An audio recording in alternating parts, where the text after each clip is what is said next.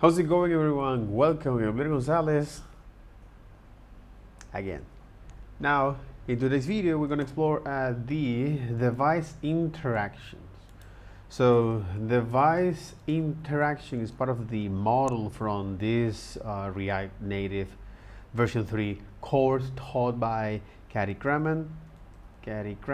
So shout out to Kati Kraman. Right, she was a software engineer at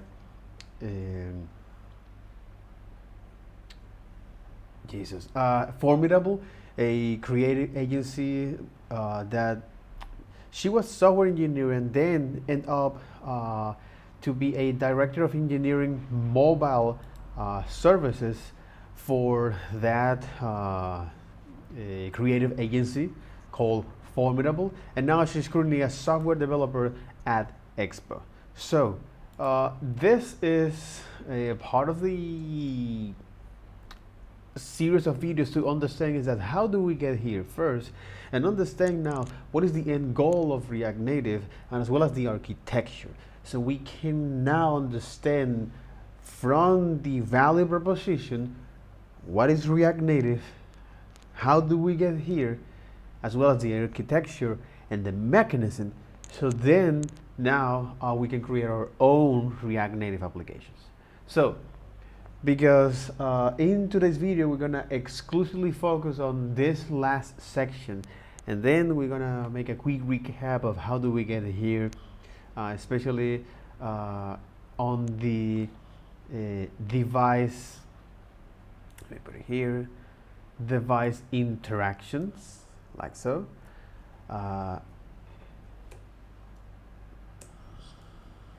For real? All right. Device interaction. So this is made of by haptics, push notification. Yeah.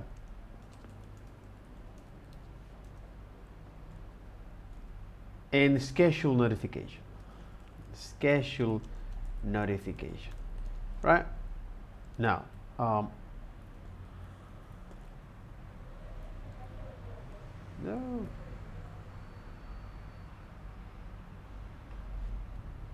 So let's go to explore the haptics, the push notification and schedule notifications in this video.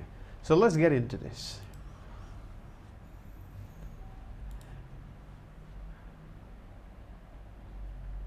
Now let's talk about haptics and haptic feedback. Haptic feedback is something that you don't have on the web, and it is the little vibration that your phone makes in response to certain touches. So it can be in response to like pressing. So haptics is this little vibration haptics in React Native. Exactly, haptics, but this is provided by Expo, right? Expo Haptic provide touch feedback for Android device using vibrator assistant service and iOS 10 plus device using the Haptic engine. And iOS, the Haptic engine will do nothing if any of the following conditions are true on a user device. Low power mode is enabled. User disable the Haptic engine in settings. iOS camera is active to prevent destabilization, and iOS dictation is active. Do not disturb the microsound input. Okay. But this is interesting since, okay, React Native haptic feedback. This might be part of the, if you take a look at the code here, React Native haptic feedback for iOS with Android similar behaviors. Okay. But again, this is React Native haptic feedback, right? And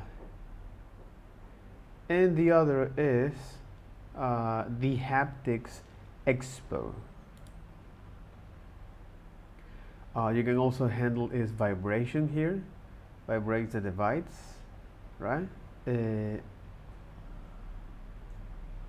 On Android, the vibration default 400 milliseconds. On iOS, the vibration default is fixed on roughly 400 milliseconds. So you can use this vibration API that is exposed by React Native, but instead of using that, you can now using you can go with the haptics.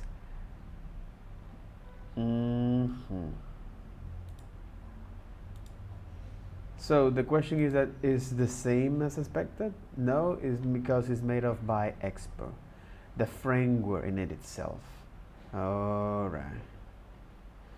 And then you got here. So you have now a lot of, all of these expos are just models that Expo provide for you.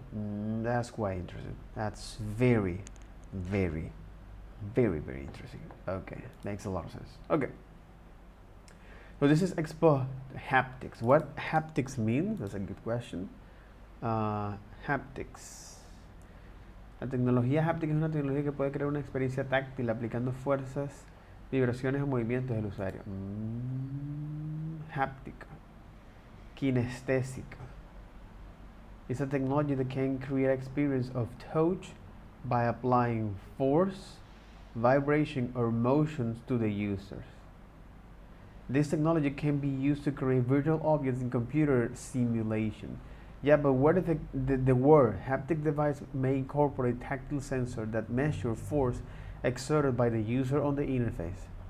The word haptic from ancient Greek, haptikos, means tactile, pertain to the sense of touch. Oh, haptikos means tactile, pertain to the sense of touch. Simple haptic devices are common in the form of game controller, joystick, and steering wheel. Haptic technology facilitates investigation of how human sense of touch works by allowing the creation of control haptic virtual objects. So, Aura Interactor Vest. Aura Interactor Vest. In 1994, Aura Interactor Vest is a wearable force feedback device developed by Aura System that monitoring an audio signal and use Aura patent electromagnetic actuator technology to convert low frequency audio information into vibrations. Oh, haptics. Interesting. Okay, haptics. So this is a system, an audio signal, and use audio padding electromagnetic outer technology to convert low frequency audio information into vibration that can represent actions such as punch or kick. It was compatible with Super NES and Super Sega. The first commercial available haptic suite released in 1994.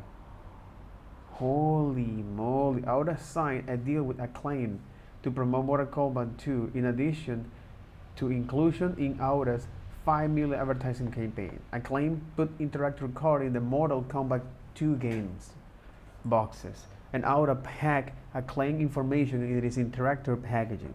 Also, as part of the deal, Acclaim programmed special audio cues into the game code which will trigger response for the interactor. So that's interesting. Haptics, but the word haptics come from this. Okay, so haptics.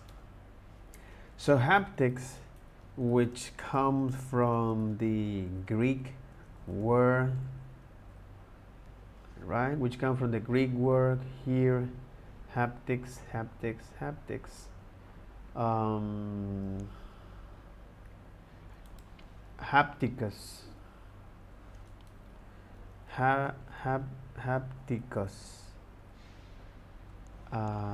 Haptikos means tactile. Haptikos means tactile. Relevant pertain to the sense. Okay, pertain to this pertinent to the sense, right? Pertinence to the sense of touch, to the sense of touch.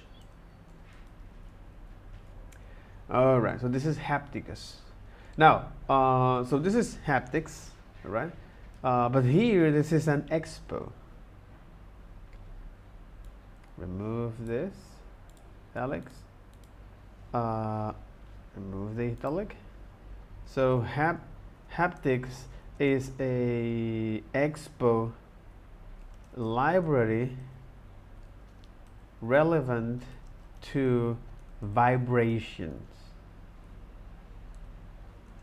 Relevant to device vibrations. Interesting. Haptico, a library that provides access to the system vibration effects on Android and the haptic engine on iOS. And the haptic engine on iOS. So you can import haptics, and when on press, call the haptic.selection async for that. So let's get into this. Button or just typing on your keyboard, etc. And it's really handy to use haptics occasionally, but sparingly, to kind of enhance your app and make it a little bit more interesting to use.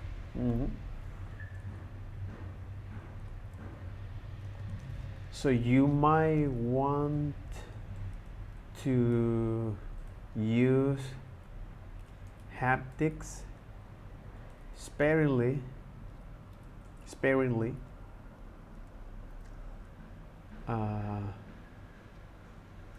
to provide user feedback. Let's install the library for haptics. So we'll install npx expo install expo haptics. And if we look at the documentation for this library, it's a pretty small library, and it basically has functions for impact async, notification async, and selection async, which are basically presets for the different kind of vibration patterns you might want to do. So I'm going to open this on my phone to make sure that it's working. Can't feel vibrations on a simulator. Lovely. So I'll do some milk, some coffee. I don't have any Android Studio here installed, and I can install it. Not right now. So let's go to install here now haptics here in our code. Let's go here to do this. Device interaction, that's right. Expo install haptics. Okay.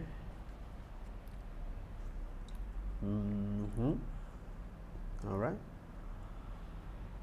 And T. well, if we follow the instruction here, is this. It's so satisfying So to you're see installing these, this in an existing React Native app. Alright, so let's add some Start haptic by installing feedback in expo in your response project. to taps. So we want to do a medium impact when the user deletes an item, success notification, so like the Okay. So overview of using Expo with existing React Native app. If you have a React Native app that doesn't use Expo tools, you might be wondering what Expo can provide for you. Why you might want to use Expo tool and services. How to get started. You can go with the incremental adoption. Below are 4 suggestions phase and incremental adoption. These phases generally progress from quick change to improve developer experience to more significant workflow and code-based optimization. Only the first phase, prerequisite, is required by other phases. After following these instructions, you can skip the tools and services that are most relevant for your goal. This is interesting. Prerequisite, install Expo models. The first steps are required to later adopt Expo tools and services. This is to unlock here. The following help improve development experience and requires configuration.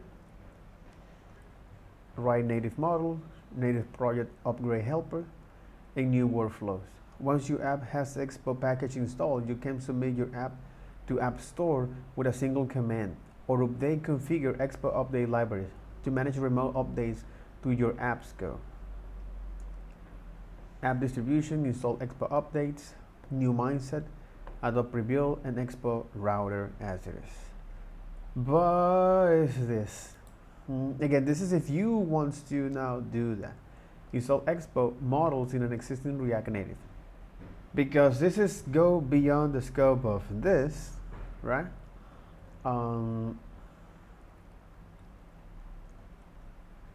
Verify installation.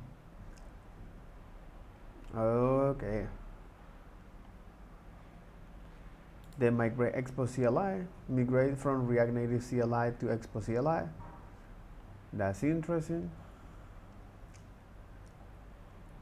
That's very, very, very interesting. And then install expo updates.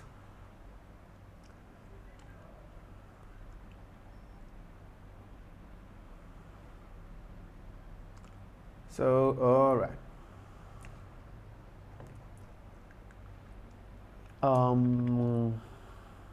Yep.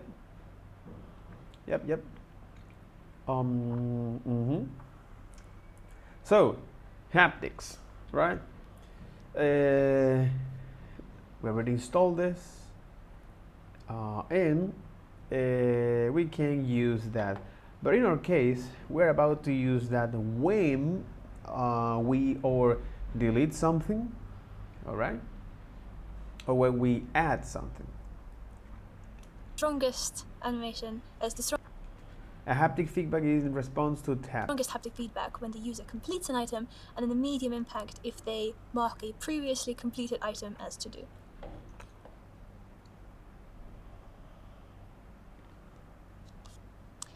So in our code, impact feedback style. Let's go to the index file and let's look at when we're deleting the item.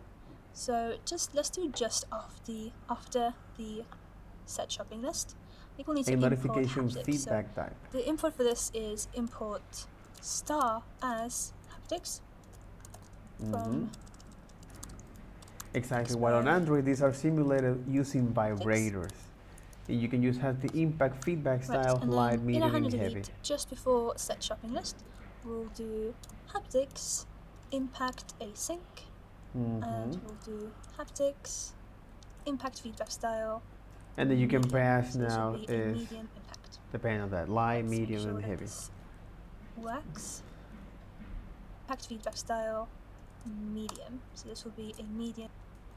So after we handle that, for example, into the code, after we delete that, right?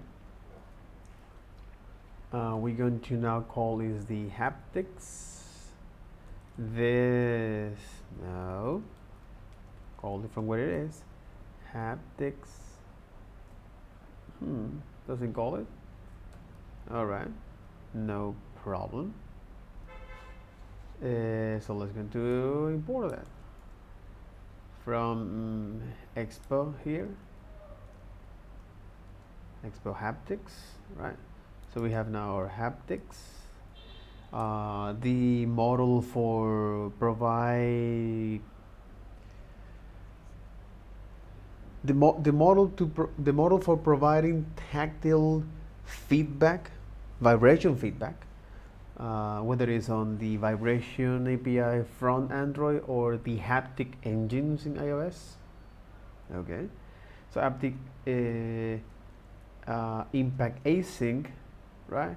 And here we say, hey, the haptic impact feedback style, I want to be medium in this case. Let's make sure that this works.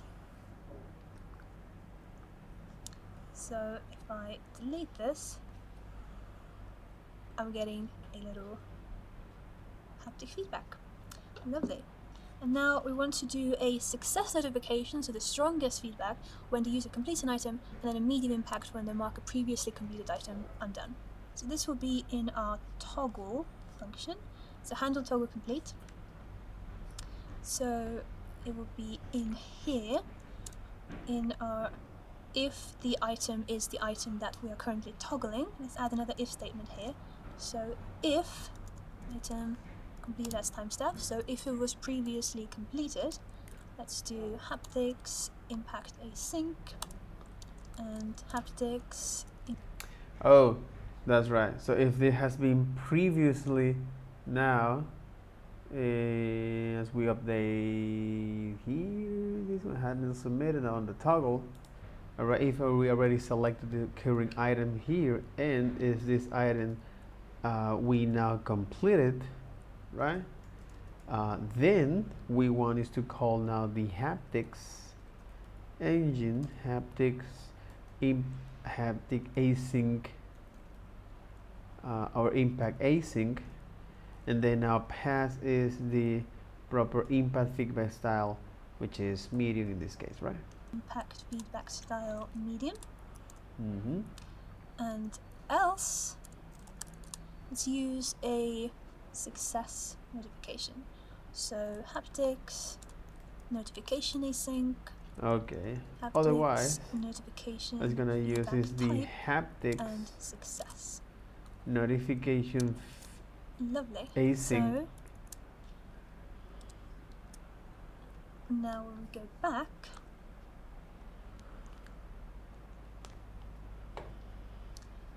if we mark this as complete, yeah, it's so you should when you now toggle these between completed and not, you'll notice that the success notification is quite a bit stronger. So on the iPhone, it's like a double vibration.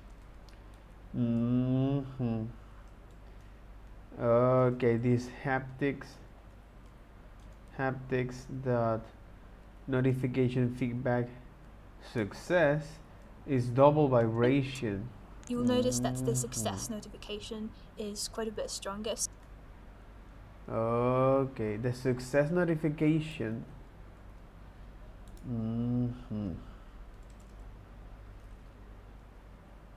So difference between haptic impact async and haptic notification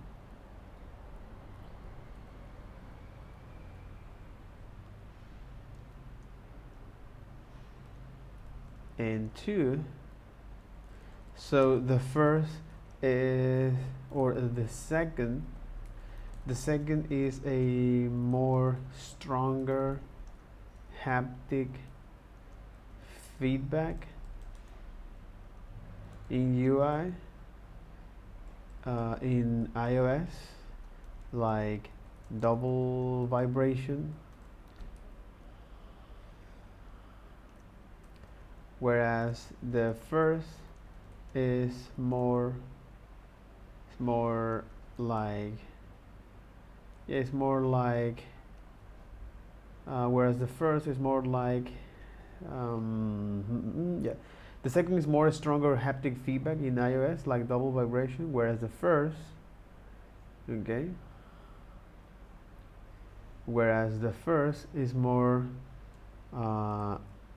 single vibration, whereas the first is a single vibration. So on the iPhone, try this on Android as well. Really feel it. So let me plug in my Android phone. Okay. Yeah, I should be able to do this. Yeah, I should be able to run this.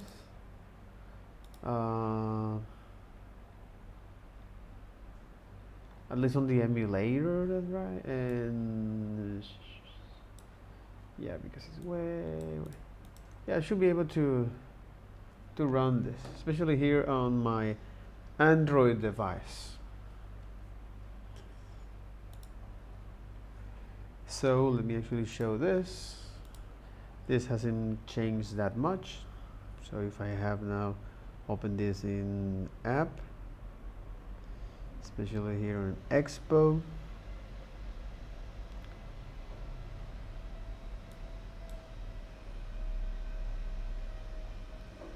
clear, scan the QR code. I am exactly on the same network. There should be no any issue. Exactly. We actually bundled that. And there you got it. Shopping here. That's quite interesting. So of course this is quite empty. If I say now coffee here, and if I do this, oh, that was quite pornographic. You know, it was quite interesting. So if I delete this, yes, I get the haptic, which is subtle. It's very subtle, but you get that. It's very, very subtle, but you get that. And now, if we launch here the no, still with that. There you got it. This is how it's gonna look like this. We got is the water here. Say water, right? And also, oh, it's actually sink. They say say water and tea. Okay. And if I select this, haptics actually work as expected.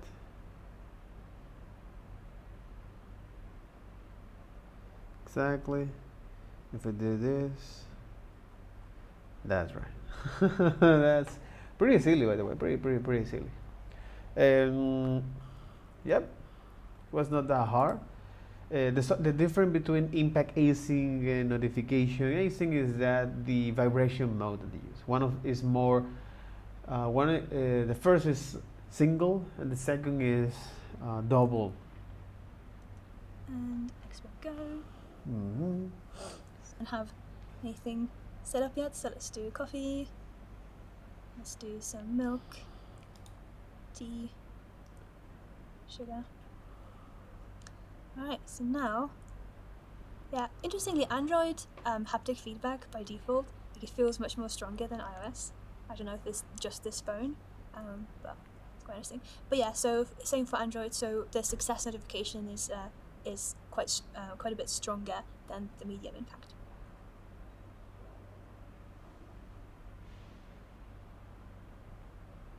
All right. A really integral part of most mobile applications. And now, yeah, that'll be all. Just get status. Say get add everything. Commit with a message.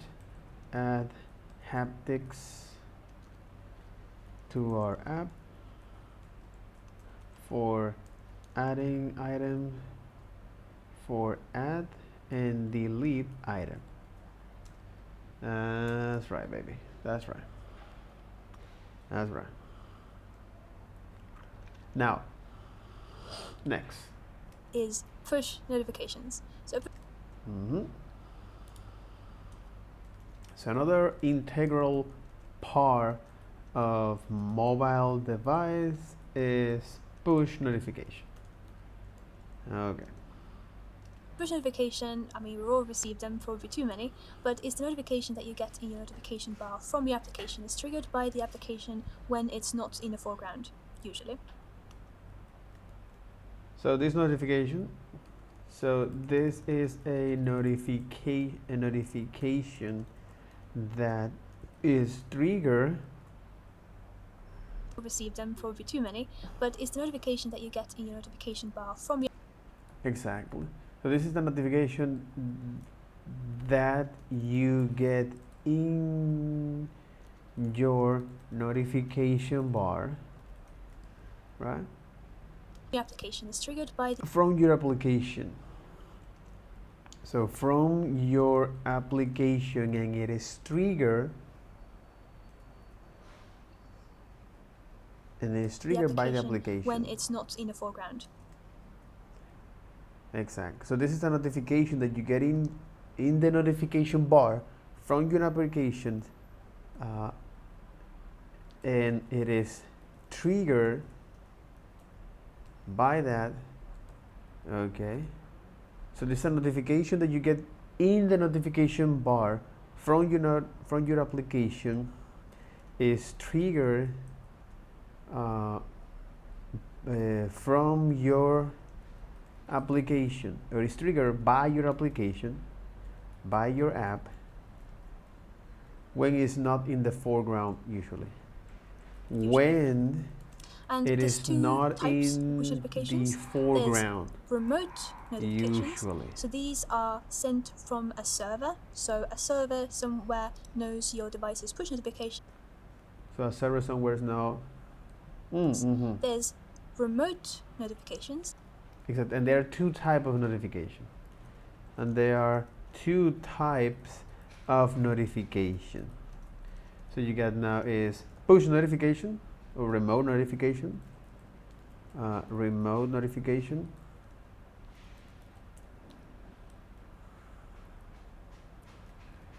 Which is from the server. So they are sent from the server. So they are sent from the server. So these are sent from a server. So a server somewhere knows your device's push notification.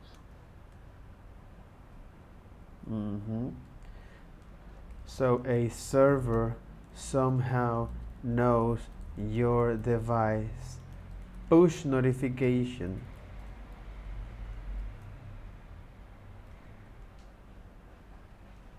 Your device push notification. And it sends the push notification.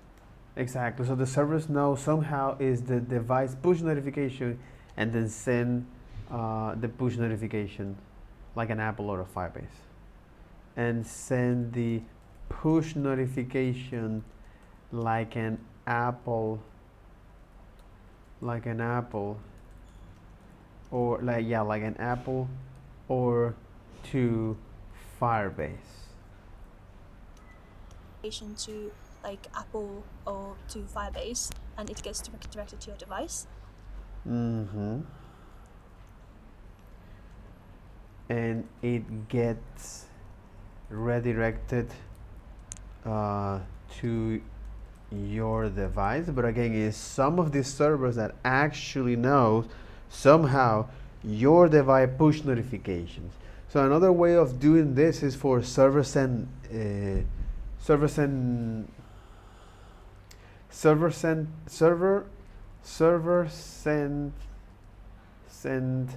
event, which is another way of how you can actually notify that. Is being used on the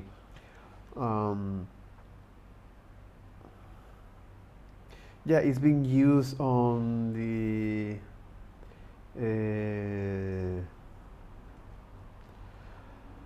HTTP 2, where now it provides more broad support. Or local notifications, which is. And the other is local notifications, which is something that I'm quite familiar. So local notifications. So remote notifications and local notifications. You got this.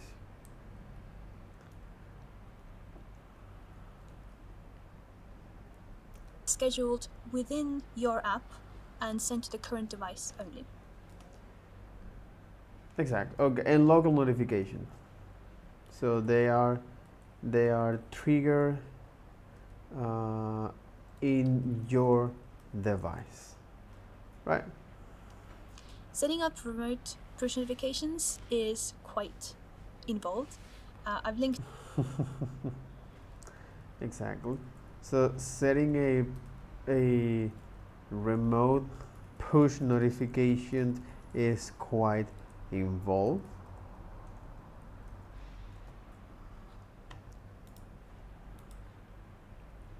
This is part of how you can implement here. Check out the expo docs, right, for that. As you see here, Boppy notifications, Firebase. expo backend, and that kind of stuff. Brand's expo push notification, exponent push token, message puppy, data photo ID, 152, expo backend. So okay, this is your backend. Someone like Brent's puppy photo, he will be stored. Let him know. Now, you somehow define is Brent expo push token, right? You somehow is let the server to identify is the device push notifications, and then through Apple or Firebase or other kind of servers, it replicate that through the device as it is. If it's Android, do this. If it's iOS, replicate that. But again, you need to define that behind the scenes. So exactly, it's because this is quite involved. She didn't mention and she didn't push that, which is where the actual value here, as you can see, HTTP2. Instead of using one of the library like either, you may want to send requests directly to our HTTP2 API. This API currently does not require any authentication. For example, like this, you send a post request to this with the following HTTP headers. Hey, you must accept this and deflate and all that kind of stuff. And then this is a hello world push notification using CURL that you can send using your terminal. Replace the placeholder push token with your own. And here is when you receive this expo push token here. The request body must be a JSON. It may either be a single message object, as shown in the example below, above, or an array up to 100 message objects, like this. As long as they are on the same project as shown below, we recommend using an array when you want to send multiple devices to efficiently minimize the number of requests you want to make to expo server. Here is an example request body that sends 4 messages. Hello world, you got email to this and this another one. Push ticket. Alright, and push receive data. Yeah, it is quite involved. It is quite involved, and we are going to only implement is now the local notification. To some documentations on how to do it, but basically there's that you need to set up a server, you need to register and save the push token, so it is not easily workshopable. But we are going to send some local push notifications to ourselves. Well, let's get into this. Let's install expo notifications and expo device.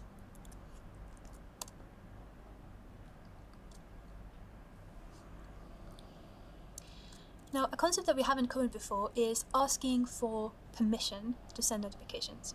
So before we can send any push notifications, we need to ask the user if they are willing to be sent notifications to. And you've probably seen this alert to send notifications. So before we can send any push notifications, we need to ask the user if they are willing to be sent notifications to. And you've probably seen this alert yourself. One thing that's worth noting is that you can only ask, so these native alerts that says, can we send notifications, can we track your background activity, things like that, or can we access your phone camera, you can only ask them, as a developer, you can only ask them once. So once you send an alert, native alert, with the can we send you push notifications, and the user says no you can't, then you can't ask again. The only way for the user to toggle this setting back to on would be to go to the settings. So to ask for permission, we're going to add a little utility, and feel free to copy this function. So we'll copy this to utils register push notifications async. Here we go. So this will be in here. Utils. Yeah, here we go with local notifications. Async.ts. You must ask and feel free to copy for this. permission first. Alright, so what does this do? What does this do? This is a convenience function, and basically, before you schedule a notification, you need to check whether you can actually send it. So, But I think this convenient function, right, is coming from that. Okay, but this convenient function is given by who? It's supposed to provide by the ask for permission. But this is the channel. Create and manage notification channel.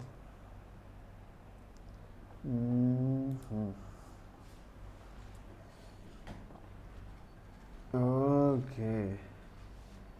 Add notification from your app.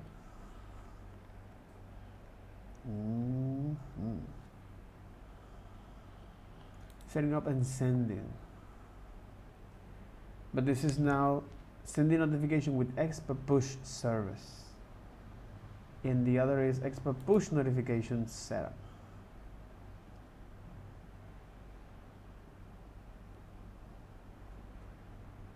Okay.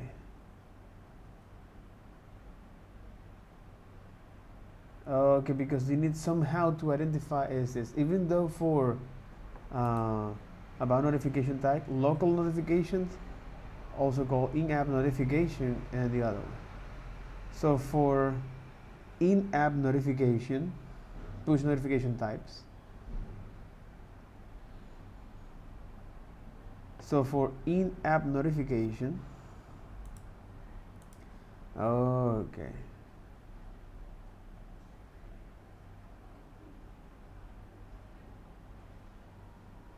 Push notification type, notification message. A notification message is a notification that specifies presentational information. Notification message which data payload, headless background notification, and data only notifications. But this is just to describe what is a two type of notification. Expo notification support both push and local notification. And you must use the development build to use push notifications since they are not supported in Expo Go. Push notification delivery. When a push notification arrives to your app, its behavior depends on the app state and the type of notification. Let's clarify the terminology. Application state, foreground, the app is actively running in the foreground. Background, the app is running in the background, minimized. Terminated, the app was killed, usually by swapping away for that. Push notification behaviors. OS show notifications. App in the background, okay. Push notification types. Message with payload, and headless background notification. But in any case, she actually is now asking for permissions, which is this one, part of the requirement or prerequisites.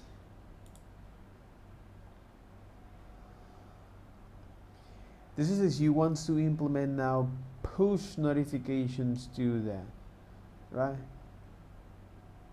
Or in this case, remote push notification.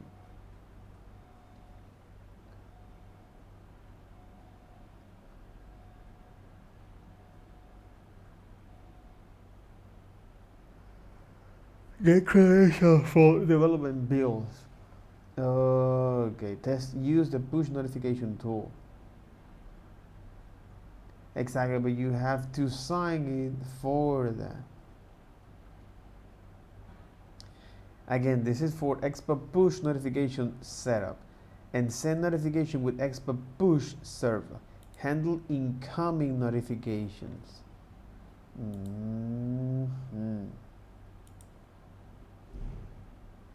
Okay.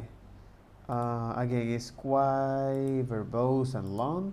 Let's see how she can shrink that data. The important part of this entire function is this line. So it's actually this line. To request permission from the user. And this is the bit that makes the native prompt actually show up on the user's device. So what we're doing here is we're checking whether we're on a device, because push notifications don't work on simulators. And do they work on emulators? They definitely don't work on simulators, so I can't use this iOS simulator. Then we check what the existing permission status is. So the status, do we have all, I can't, we're checking whether we're on a device, because push notifications don't work on simulators. And do they work on emulators? They definitely don't work on simulators, so I can't use this iOS simulator. Push notification Then that we works check on what iOS the existing notification. permission status is. So the status, do we have all the statuses listed here? But it can be, but it can be granted, denied, undecided, I think.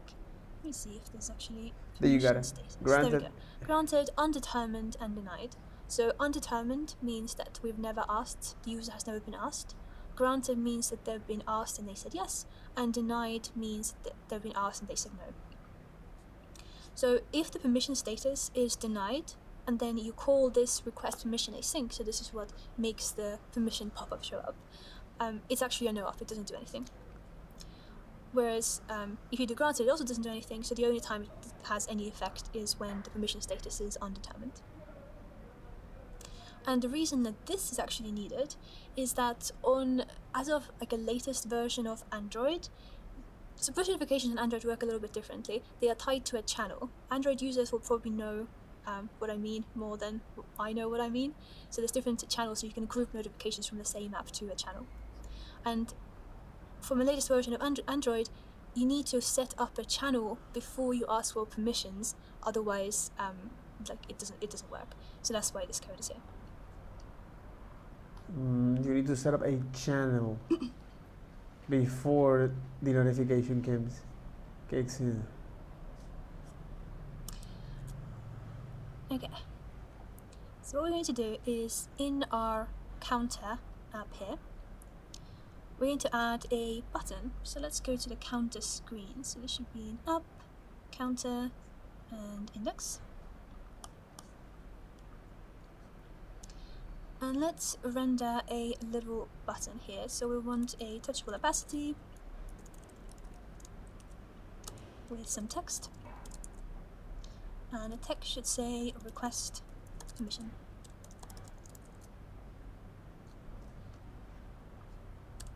Alright. And let's give it some style. So let's do style button.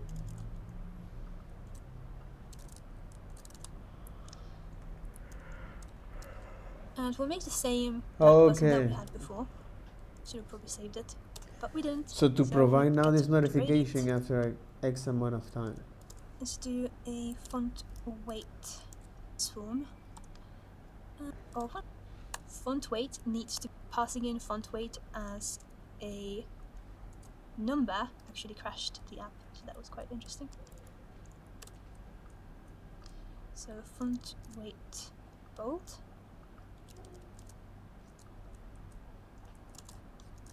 Okay, so now we have our button, and let's do an on press. Exactly, So define is the handle on press. Request the permission, functionality here, which will be an arrow function. Yeah, this is quite mechanical here. So on this touchable opacity, oh, let's give it an active opacity as well, so it's not so highlighted. Let's do 0.8, and on press will handle request permission. Yes, it is. So in this function, we want to do const result, and we want to call this utility function that we created. So we want to await register for push notification async.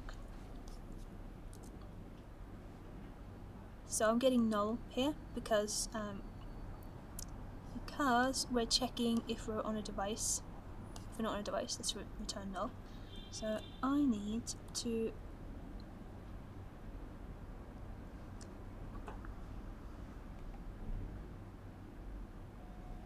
this alert is being triggered by our request permission async. So let's allow, and now you can see that this console log is telling me that my permission status is granted. Which is granted. And it is fine to call this function like every time you want to schedule a push notification, because we've configured it in a way that it fails out early if we don't need to ask again. Then again, to be honest, you could even call request permission async loads of times because it will do nothing if you already requested permission. Exactly, Right, we'll so wait now for we that. have permission to give to And do if the status push is notifications. Let me granted, do the same on my iOS phone. Get the native iOS push permission prompt. I'm going to show you what happens if I say don't allow. So I say don't allow, and then now my push thing is denied. And actually, I'm going to change this to if true, just to show you. So it will always request permission. And I press this button and literally nothing happens. And that's because I've asked the user, they've said no, then me as an app, I can't ask again. So at this point, when I've denied, then as an app developer, I can't ever ask for push permissions again. So the only way as a user you can toggle this on is using the settings app.